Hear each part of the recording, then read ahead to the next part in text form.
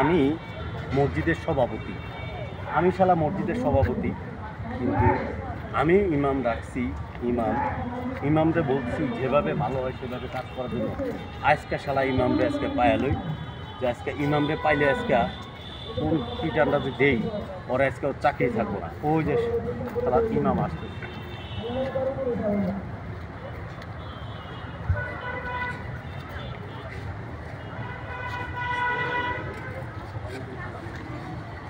ইমাম সাহেব, তোমাকে আমি রাখছি যে ভালো মন্দ কথা বলার জন্য নামাজ তোমার পাঁচ নামাজ তোমরা পড়াবা। তোমাকে সুদ ঘুষ নিয়ে কি কথা বলতে বলছি তোমাকে? এটা তো আমার পাশে বাবা উচিত কথা বলছে। তুমি উচিত কথা বলবা, তাই বলো তুমি কি জানো না যে আমি ঘুষ খাই, আমি সুদের ব্যবসা করি? তুমি কি জানো? তাহলে তুমি এই কথাটা এই যে এলাকার মানুষের সামনে এই কথাটা কেন বলছো, কী কারণে বলছো এই কথাগুলো কেন বলো তুমি?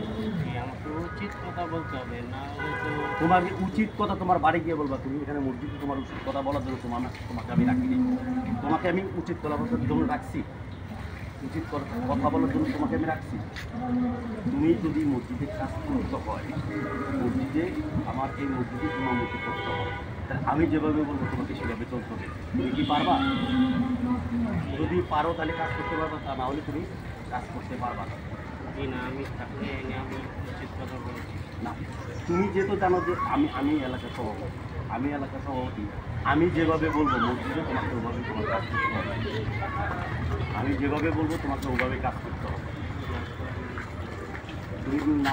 তুমি পারো না পারলে না, কিন্তু তুমি সুদ ঘুষের কোনো কথা মসজিদে তুমি বলতে পারবে না। উচিত কথা তুমি বলতে পারবে না। তুমি